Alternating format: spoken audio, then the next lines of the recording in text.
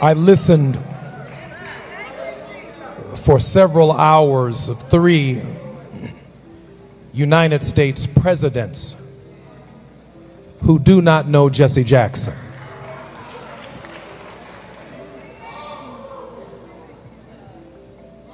He maintained a tense relationship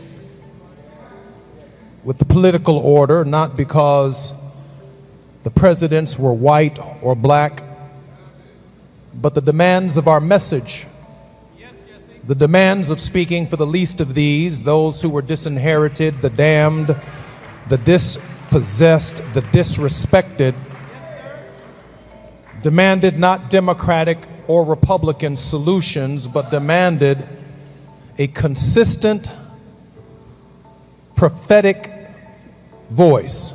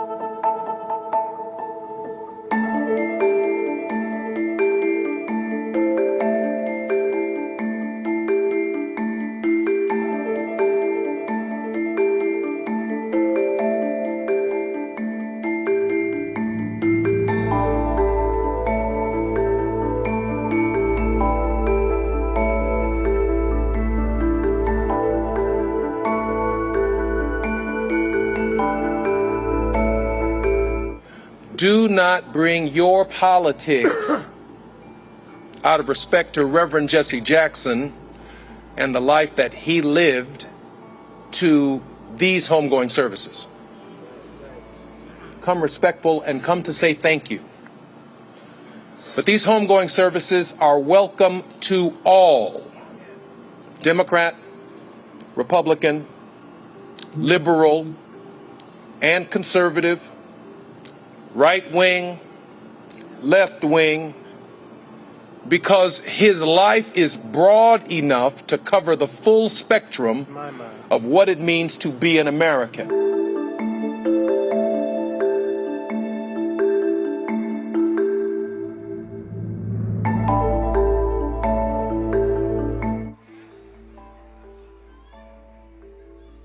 We are living in a time when it can be hard to hope.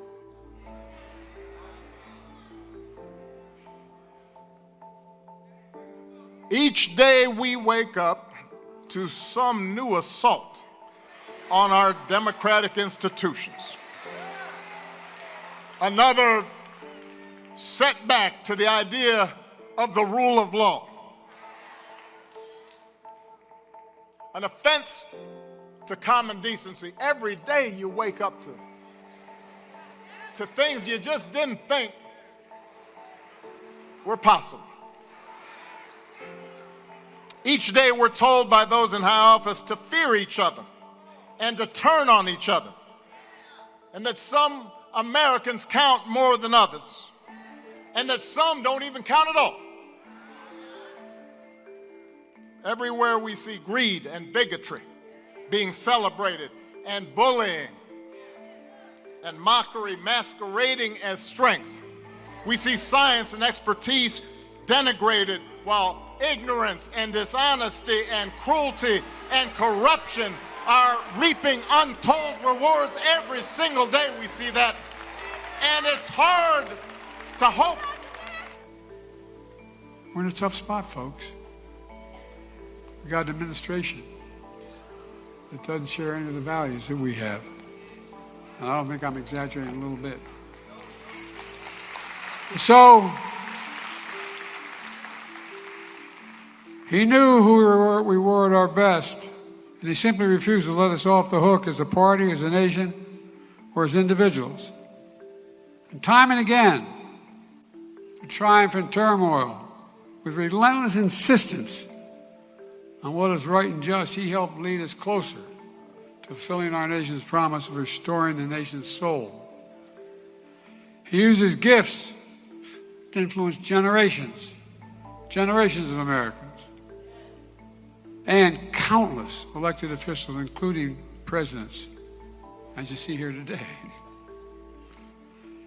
And though through his impassioned words on the campaign trail and through moments of quiet courage, Jesse changed history in ways numerous and profound.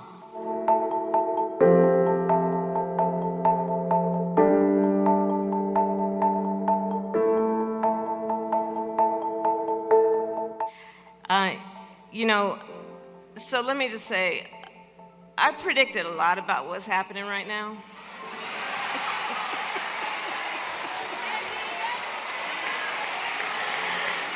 I'm not into saying I told you so, but we did see it coming.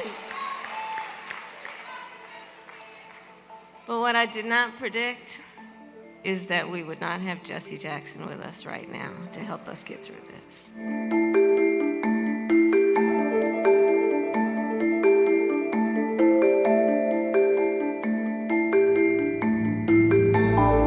Now, scientists have long speculated about the idea of parallel universes. That is, the idea that there are an infinite number of timelines running alongside ours in other dimensions, but where things have worked out a little differently. And this week, I wanted to give you a peek into one of those alternate universes, where not only did Joe Biden not step aside to let Kamala Harris crash and burn, but one where Biden won and stayed on the public stage. If I told you all earlier, when I was a kid, I had a cleft palate or a club foot, none of you would have laughed. But it's okay to laugh at stuttering. I'm not being critical of you, but think about it. It's the one place where people think you're stupid. Oh, really? I'm a hell of a lot smarter than most of you.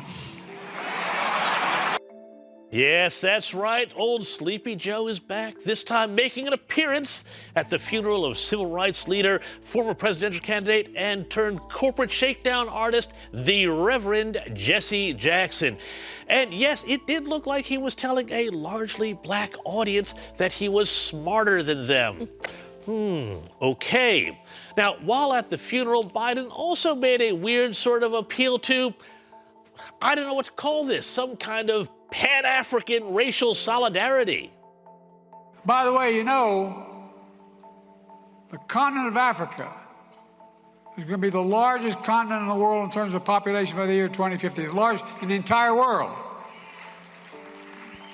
Watch, man. Watch. Watch, man. Watch. I was just so sorry that there wasn't a tribute to Corn Pop in there. But anyway, Biden was there summing up what I miss most about the Democrats being in power. And that was, of course, how all talk about race disappeared because everybody came together in the spirit of healing. And speaking of being totally healing and not at all divisive, another former president, Barack Obama, also showed up. Every day you wake up to things you just didn't think were possible. Each day we're told by those in high office to fear each other and to turn on each other, and that some Americans count more than others, and that some don't even count at all. Everywhere we see greed and bigotry being celebrated, and bullying and mockery masquerading as strength. Oh, turn it off. I've seen enough. But it does bring back so many great memories of how Barack Obama basically led to Donald Trump because he spent his whole administration calling half of the country awful. Anyway, I'm also glad for that clip because it acts as a bit of, I guess you could say, welfare check-in, proof of life for Barack Obama, who is right now watching the signature dream of his foreign policy agenda, a nuclear deal with Iran that involved sending Iran billions of dollars in exchange for putting off their acquisition of a nuclear weapon. Well, that dream is right now quite literally being pounded into rubble. I wonder how things are going in Barack's alternative universe. Meanwhile, back in this universe, our shared timeline of reality, well, the left really is on another planet. One where they keep getting dragged further and further to the left by their radical extreme base that hates the West, hates America, hates Israel, and is completely out of step with our shared timeline of reality. Why, just in New York City this week, the wife of radical left Muslim Mayor Zohran Mamdani got in, let's just say, a spot of trouble when it was revealed she had liked Instagram posts celebrating October 7 attacks, including one showing Palestinians celebrating on a captured IDF vehicle on the day. Charming. Now, Mamdani, of course, waved off questions about this at a press conference, saying that, well, his wife's a private citizen, and notably, he refused to say that what she did was wrong. You know, my wife is the love of my life, and she's also a private person who has held no formal position on my campaign or in my city hall. I, however, was elected to represent all 8.5 million people in this city, and I believe that it's my responsibility, because of that role, to answer any questions about my thoughts and my policies and my decisions. Yeah, I think we all know who wears the hijab in that relationship, if you know what I mean.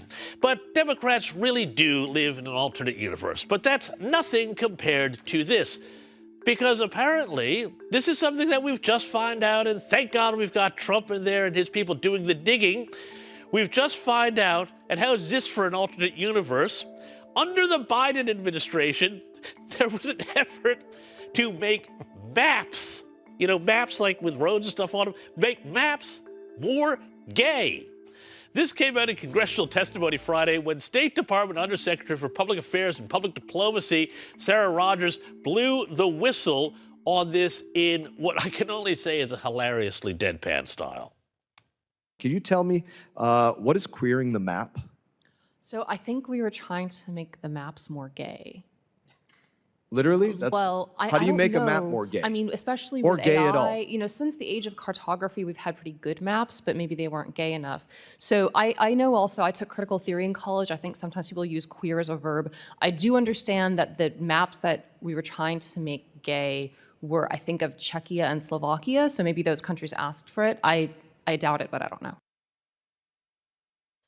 Gay maps. Who knew? Thank you, Biden administration, for that. Well, anyway, it's fun to see how close we came to keeping the left's alternate universe going. But frankly, for me, this remains the greatest timeline.